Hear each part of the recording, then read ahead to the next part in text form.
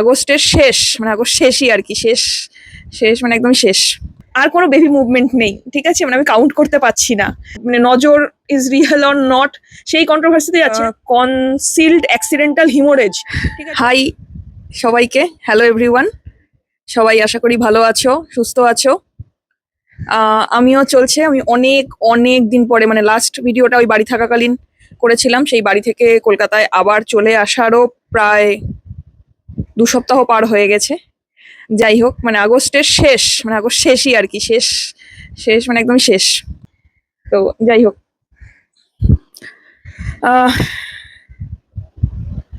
অনেক কিছু চলছে মাথায়, তার মধ্যেই আজকে ভাবলাম যখন ফাঁকা আছে, ঘর ফাঁকা আছে, তো ভিডিওটা করি। যতটুকু হয়, হয়তো বেশি কথা আজকে বলতে পারবো না, মানে ঠিক সেইভাবে ফিলটা আসছে না, একটু মানসিকভাবে কেমন লাগছে সেই জন্য আর কি। তো তাও দেখি যতটা কথা বলতে পারি। আচ্ছা, ফার্স্ট যেটা ভালো খবর, ফাইনালি আমার টাকা ঢুকে গেছে। আমি জুলাই অবধি টাকা পেয়েছি। সেটা একটা অবশ্যই খুব ভালো, মানে একটা স্ট্রেস রিলিফ বেসিক্যালি। এতদিন ধরে যেই একটা স্ট্রেসের মধ্যে ছিলাম, তো অবভিয়াসলি সেই স্ট্রেস রিলিফের জায়গা। যাই হোক, তো সেটাই আর কি, সেটা একটা ভালো খবর দেওয়ার ছিল। আচ্ছা, আরেকটা ভালো খবর যেটা ওই আগের বার বলেছিলাম যে অতটা বলতে পারিনি, ও তো আমার হাজবেন্ড, যাই হোক, ও আমার মতো পুরো ছড়িয়েছে। যাই হোক, সেটা না, ওই কিকের কথাটা যেটা বলছিলাম, সেটা এখন ডক্টর তো বলেছেন, বাড়ি গিয়ে আমি ডাক্তার দেখিয়েছি, সেটাও বলেছিলাম মনে হয়। তো যাই হোক, উনি বলেছেন 12 ঘন্টায় 10 বার হচ্ছে কিনা কাউন্ট করতে। এইবার মোটামুটি কাউন্ট করছি, সেখান থেকেই আর কি একটা মানে ওই যে বললাম না, মন একটু অন্যরকম আছে, সেটা কারণটা হলো এই ভিডিওটা যতদিনে পোস্ট করবে তো হয়তো ভুলে যাবে, বাট ঠিক আছে, মানে এটা মনে রাখা ভুলে রাখা ব্যাপার নয়। একটা রিসেন্ট গত মঙ্গলবার দিন না সোমবার দিন হঠাৎ করে সকালবেলা ফেসবুকে খুলতেই আমার এক বান্ধবী, যাকে সবাই বং সোলমেট হিসাবে জানে, তো ও একটা পোস্ট দেখলাম ওর, যে কোনো একজন ইনফ্লুয়েন্সারের বেবি নষ্ট, বেবিটা ডেলিভারির আগেই মারা যায় এরকম। এবার আমি ঠিক বুঝতে পারছিলাম না কার কথা বলছে, তো স্বাভাবিকভাবেই কৌতূহলবশত চেক করলাম, তো কমেন্টে গিয়ে পেলাম না। আমি ঠিক আছে চলো, আবার কিছুক্ষণ পরে আমার আরেক বান্ধবী, যাকে তোমরা সবাই হোম কুক সুস্মিতা, মানে সুস্মিতার আর কি, ওরা দুজনেই আমার ক্লাসমেট, কথা হয় মাঝে মাঝে, খুব কথা হয় সেরকম না, বাট মাঝে মাঝে কথা হয় ওদের সাথে। তো যাই হোক, ওর পোস্ট দেখলাম, তো ওর পোস্টে গিয়ে তখন আমার মনে হলো যে না, কে কার কথা বলছে। তখন কমেন্টে গিয়ে একজন লিখেছিল তার নাম, তখন আমি তার প্রোফাইলে গিয়ে দেখলাম যে আচ্ছা এই ব্যাপার। তো যাই হোক, স্বাভাবিকভাবে খুব খারাপ একটা জিনিস, কারণ আমিও এখন সেই সিচুয়েশনে যাচ্ছি। তো এবার সমস্যা যেটা হয়ে গেছিল, মানে যার জন্য এত কথা, সেটা হচ্ছে যে সেদিনই সকালবেলা খবরটা দেখলাম, মানে আমি ল্যাবে পৌঁছে খবরটা দেখি আর কি।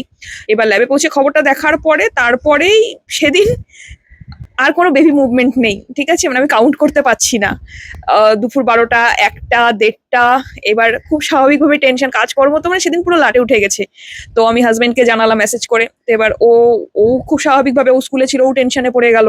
হ্যাঁ, বাট তাও ঠিক আছে, আমি হচ্ছে কোনো রকম কোনো ফিক্সড ওরকম বায়োলজিক্যাল ক্লক নেই, এনি টাইম করছে।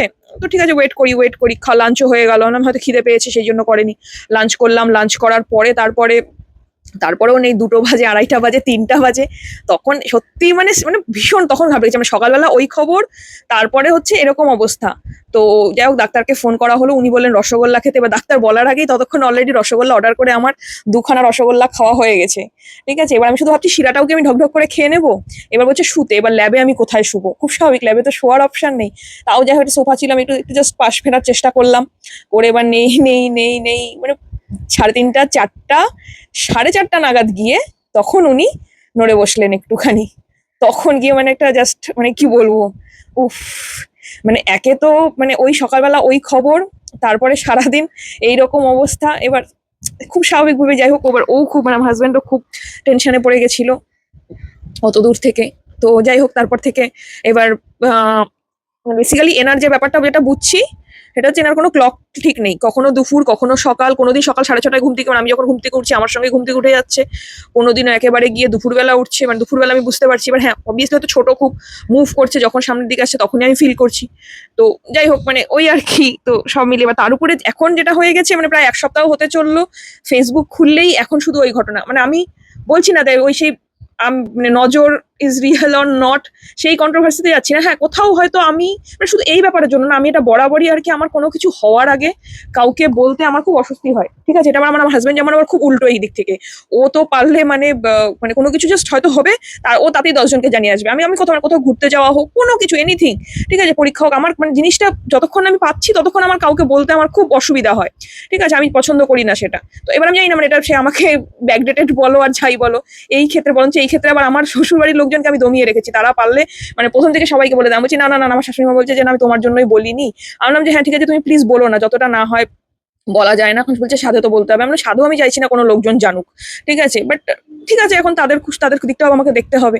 ঠিক আছে, তো যাই হোক, ওই সব মিলিয়ে একটু টেনশন তো কাজ করে। আমি যেমন আমি এখনো বলছি না যে নজর মানে ওই কন্ট্রোভার্সিতে যাচ্ছি না, যার যার এটা তার তার তার তার কাছে আমার যেটা মনে হয়। ঠিক আছে, তো মানে যে হারিয়েছে তার কাছে তো পেনফুল, মানে অবশ্যই পেনফুল, মানে এতদিন ধরে সে ওয়েট করেছে। এবার তার থেকেও বড় কথা, তার মানে ডক্টর যে রিপ্লাইয়ে যে জিনিসগুলো বললেন, ঠিক আছে, যে কনসিলড অ্যাক্সিডেন্টাল হিমোরেজ, ঠিক আছে, এবার যথারীতি এটা টার্মটা নতুন টার্ম, পড়াশোনা আমি করলাম। এবার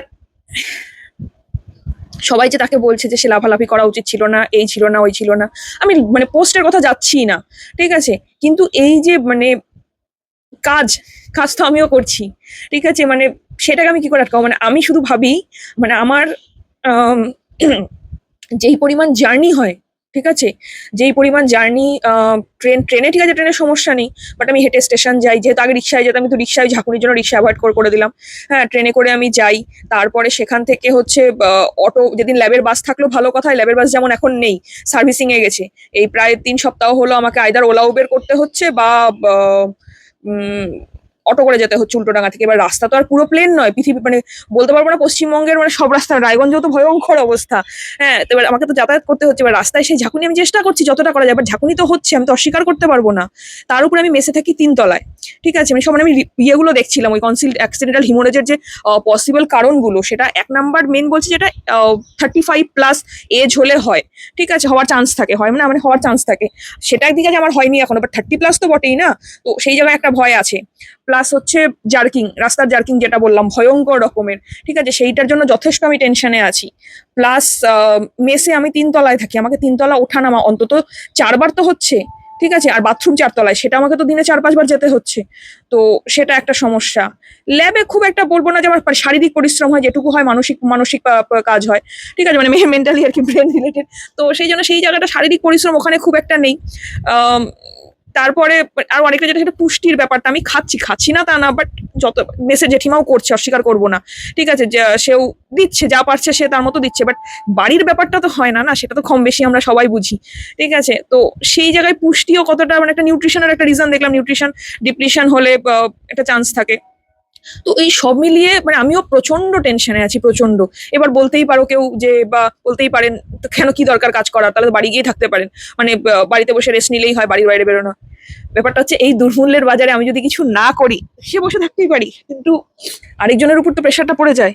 আর এখন যা অবস্থা, কখন কি হবে, কোন কন্ডিশনে, মানে এখন এতদিন ছিলাম যে নিজে স্বাবলম্বী হবো একরকম, এখন তো মনে হচ্ছে যা করা সব ওর জন্য, ওর জন্য তো আমাকে কিছু সেভিংস করতে হবে, কখন কি প্রয়োজন হবে, কি হবে সেটা আমরা কেউ জানি না, ঠিক আছে, তো সেই জায়গাটা মানে করতেই হবে। আমি তাও চেষ্টা করলাম, চেষ্টা করছি অক্টোবরের মধ্যে ফিরে যাওয়ার, যাতে লাস্ট 2-3 মাস যতটা পারা যায় রেস্টে থাকা যায়, ঠিক আছে, তো এখন এইটাই মানে এই জন্য সব মিলে একটু স্ট্রেসড আছি, চেষ্টা করছি স্ট্রেস যাতে না হয়, মানে একটা টাকার স্ট্রেসটা কমলে এখন এইটার আবার স্ট্রেসটা বাড়ছে।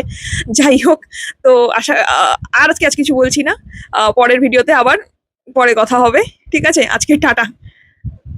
চলো, সবাই ভালো থাকবেন, সুস্থ থাকবেন, টাটা, আবার পরের ভিডিওতে দেখা হবে, ভালো থাকলে সব ঠিক থাকলে আবার পরের ভিডিওতে টাটা।